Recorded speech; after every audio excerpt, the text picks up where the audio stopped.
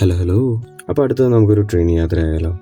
Copenhagen central മുതൽ front side of Sweden എന്നറിയപ്പെടുന്ന ഗോത്തൻബർഗിലേക്കാണ് ഈ യാത്ര.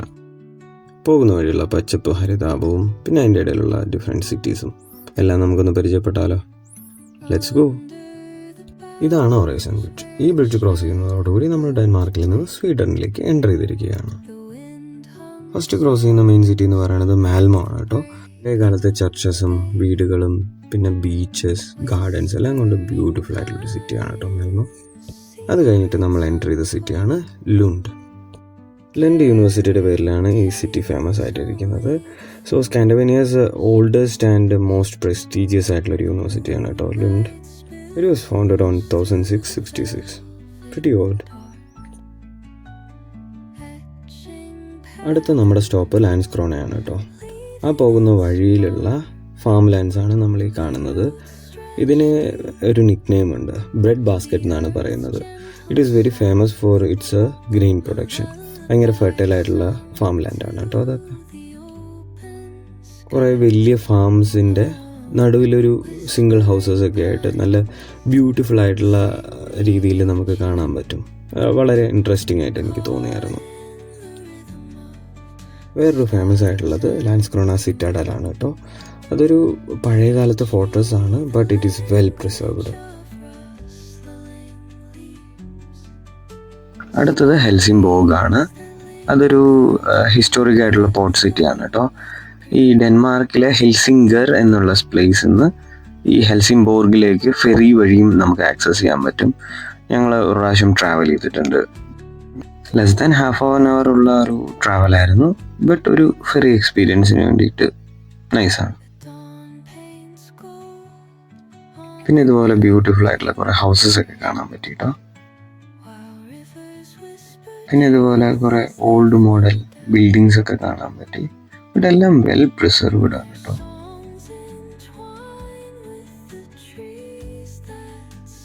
പിന്നെ അവിടെ ഒരു ഇമ്പോർട്ടൻ്റ് ആയിട്ടുള്ളത് ഷാനൻ ടവർ ആണ് കേട്ടോ.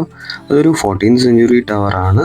അവിടുന്ന് നമുക്ക് എൻറ്റയർ സിറ്റി വ്യൂവും കോസ്റ്റൽ ലൈനും എല്ലാം ബ്യൂട്ടിഫുൾ ആയിട്ട് നമുക്ക് കാണാൻ പറ്റും. ആ ടവറിൻ്റെ മുകളിലേക്ക് പോകാൻ നമ്മൾ എൻട്രി ഫീ കൊടുക്കണം. But the view was nice.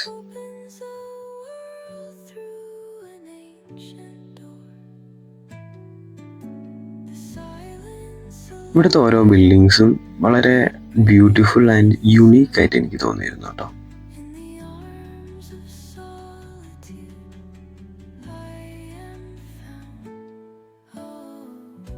പൂജയുള്ള വാള് കണ്ടോ, നല്ല ക്രിയേറ്റീവ് ആയിട്ട് ചെയ്തിട്ടുണ്ട്.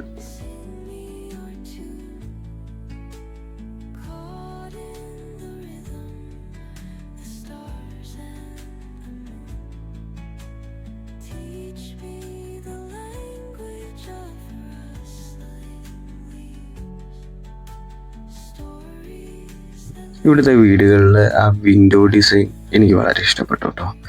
ഓരോ റൂഫിലും അവർ മാക്സിമം ആ ഒരു വിൻഡോസ് അക്കോമഡേറ്റ് ചെയ്തിട്ട് എയർ സർക്കുലേഷന് വേണ്ടിയിട്ടും ലൈറ്റിങ്ങിന് വേണ്ടിയിട്ടും എല്ലാത്തിനും യൂസ് ചെയ്യുന്ന പോലെ നല്ല രീതിയിൽ സെറ്റ് ചെയ്തിട്ടുണ്ട്.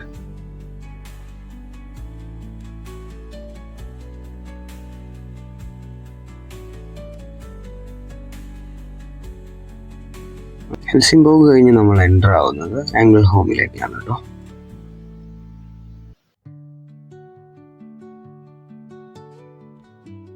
ആംഗിൾഹോം ഫേമസ് ആയിട്ടുള്ള ഒരു കാര്യം എന്താണെന്ന് വെച്ചാൽ സ്വീഡിഷ് ഹൈപ്പർ കാർ മേക്കർ ആയിട്ടുള്ള ക്വാനിക്സെഗിൻ്റെ ഹെഡ് ക്വാർട്ടേഴ്സ് ഇവിടെയാണ്. വേറൊരു ഇൻട്രസ്റ്റിംഗ് ആയിട്ടുള്ള കാര്യം, ഇവിടെ ഒരു UFO മെമ്മോറിയൽ ഉണ്ട്. 1946 ഈ സ്ഥലത്ത് UFO ലാൻഡ് ചെയ്തു എന്നുള്ളൊരു കഥയുടെ ബേസിസിൽ ആ ഒരു ഓർമ്മയ്ക്ക് വേണ്ടിയിട്ടാണ് ഇങ്ങനൊരു മെമ്മോറിയൽ വെച്ചിരിക്കുന്നത്. അത് കഴിഞ്ഞ് അടുത്തത് നമ്മൾ കവർ ചെയ്യുന്നത് സ്വീഡൻ്റെ തന്നെ ടെന്നീസ് ക്യാപിറ്റൽ എന്നറിയപ്പെടുന്ന ബസ്റ്റാഡാണ്. കുറച്ച് കഴിഞ്ഞതോടുകൂടി ഈ കെലകൻ പറഞ്ഞ പോലെ ആകാശത്തിന്റെ മട്ടവും ഭാവവും മാറുന്നത് കണ്ടോ? അതെ ഗൈസ്, മഴ ചാറാൻ തുടങ്ങി. അപ്പം മിക്കവാറും യാത്രയിൽ പണി കിട്ടുമോ എന്നുള്ളൊരു രീതിയിലൊക്കെ വിചാരിച്ച് ഇരിക്കുകയായിരുന്നു.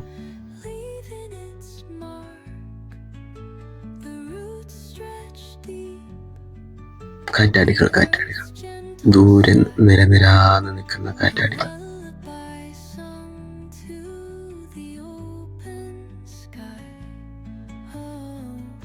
ദൂരെ കണ്ട കാറ്റാടികളുടെയൊക്കെ ക്ലോസപ്പ് വ്യൂ കാണാം.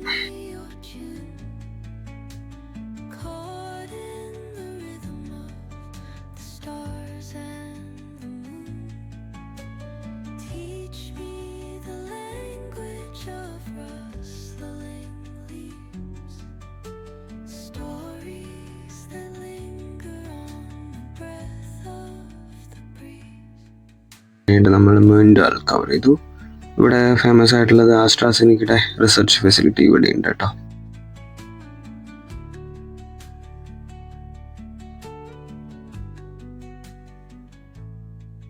അങ്ങനെ നമ്മൾ ഗോത്തൻബർഗ് സെൻട്രൽ സ്റ്റേഷനിലേക്ക് എൻ്ററായി.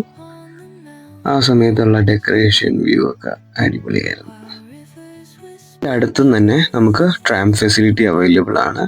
അതെടുത്തിട്ടാണ് നമ്മൾ ഹോട്ടലിലേക്ക് പോയത്. അതിൻ്റെ എൻട്രൻസ് കാണാനും നല്ല രസമുണ്ടായിരുന്നു കേട്ടോ. ഈ ഒരു വ്യൂ ആണ് എനിക്ക് ഏറ്റവും ഇഷ്ടപ്പെട്ടത്. So our train journey ends here. വേറൊരു വിശേഷങ്ങളുമായി അടുത്ത വീഡിയോയിൽ കാണാം.